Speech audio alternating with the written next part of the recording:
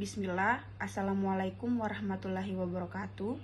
Saya Pira Wulandri dengan NIM 2022 0101 03039. Di sini saya akan mempresentasikan hasil penelitian atau tugas penelitian saya dengan judul Manajemen Kepemimpinan Kepala Sekolah dalam meningkatkan kedisiplinan siswa di SMK Life Skill Kendari dengan mata kuliah metodologi penelitian kualitatif dengan dosen pengampu Bapak Sahrul MPD. Pada latar belakang penelitian ini, meskipun berbagai kebijakan telah diterapkan untuk membentuk karakter dan kedisiplinan siswa di sekolah, realitas di lapangan menunjukkan bahwa permasalahan kedisiplinan masih menjadi tantangan serius, khususnya di tingkat sekolah menengah kejuruan atau SMK. Fenomena ini juga terjadi di SMK Life Skill Kendari, sebuah institusi pendidikan yang mengusung pendekatan pembelajaran berbasis life skill atau kecakapan hidup. Sekolah ini secara ideal menekankan pentingnya sikap, karakter, dan tanggung jawab sebagai bekal siswa menghadapi dunia kerja. Namun, dalam pelaksanaannya masih ditemukan berbagai bentuk pelanggaran tata tertib, seperti keterlambatan masuk sekolah, ketidakpatuhan terhadap aturan seragam, kurangnya etika dalam interaksi sosial, hingga rendahnya motivasi dan tanggung jawab dalam mengikuti kegiatan belajar. Fenomena tersebut mengindikasikan adanya kesenjangan antara tujuan ideal pendidikan life skill dengan implementasi kedisiplinan di lingkungan sekolah. Dalam konteks ini, kepala sekolah sebagai pemimpin pendidikan memegang peran kunci dalam membentuk budaya disiplin melalui pengelolaan, pembinaan, dan keteladanan.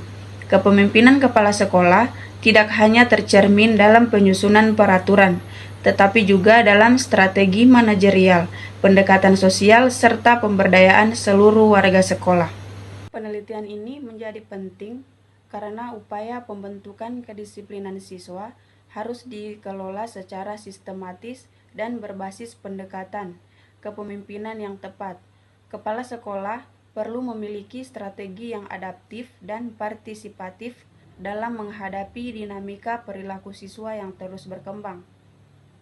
Selain itu, hasil dari penelitian ini diharapkan dapat memberikan kontribusi nyata bagi pengembangan model kepemimpinan yang efektif dalam membangun kedisiplinan siswa, tidak hanya di SMK Life Skill Kendari, tetapi juga di sekolah-sekolah lain dengan karakteristik serupa. Dengan mengkaji strategi, hambatan, dan solusi yang diterapkan kepala sekolah dalam konteks nyata di lapangan, penelitian ini diharapkan dapat memperkuat praktik manajemen pendidikan berbasis karakter dan mendukung terciptanya lingkungan sekolah yang tertib, aman, dan kondusif sebagai fondasi tercapainya kualitas pendidikan yang optimal. Pada fokus penelitian ini, bagaimana kepemimpinan yang diterapkan, strategi yang digunakan, peran kepala sekolah dalam pembinaan disiplin, serta faktor-faktor yang mendukung dan menghambat pelaksanaan manajemen kepemimpinan.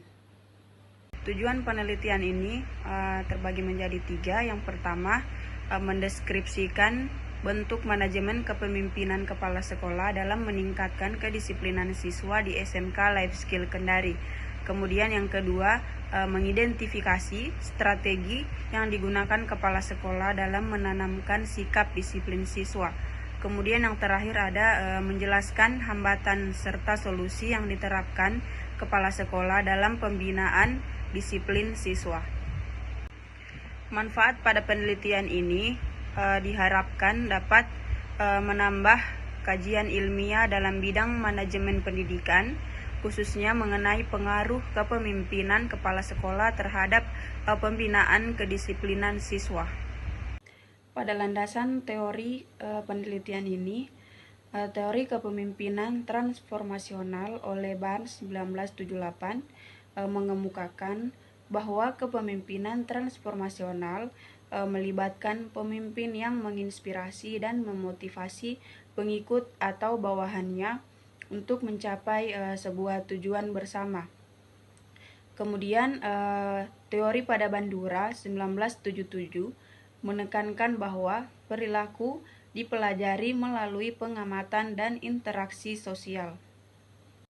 Pada metodologi penelitian ini menggunakan penelitian kualitatif dengan pendekatan deskriptif, yaitu metode penelitian yang bertujuan untuk menggambarkan atau menjelaskan karakteristik suatu fenomena, populasi, atau situasi tertentu tanpa melakukan intervensi atau manipulasi. Kemudian teknik pengumpulan data. Menggunakan teknik observasi, yaitu metode pengumpulan data yang dilakukan dengan cara mengamati secara langsung fenomena, perilaku atau kejadian tertentu dalam lingkungan alami atau yang terkontrol. Kemudian teknik wawancara, di mana metode pengumpulan data yang melibatkan interaksi langsung antara peneliti dan responden untuk mendapatkan informasi, pendapat, atau pengalaman tertentu. Kemudian yang terakhir ada dokumentasi, yaitu metode pengumpulan data yang melibatkan pengumpulan, kemudian analisis dan interpretasi informasi yang telah terdokumentasi sebelumnya. Kemudian teknik analisis data. Dalam penelitian ini saya menggunakan teknik analisis data model interaktif dari Miles dan Huberman yang terdiri atas 3 tahap utama, yang dimana ada redukasi data, kemudian ada penyajian data, dan yang terakhir ada penarikan kesimpulan atau verifikasi.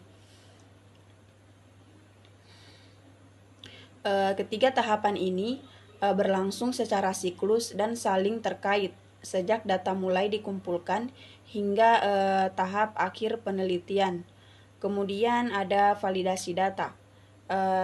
Triangulasi sumber adalah cara untuk mengecek kebenaran data dengan membandingkan informasi dari beberapa sumber yang berbeda.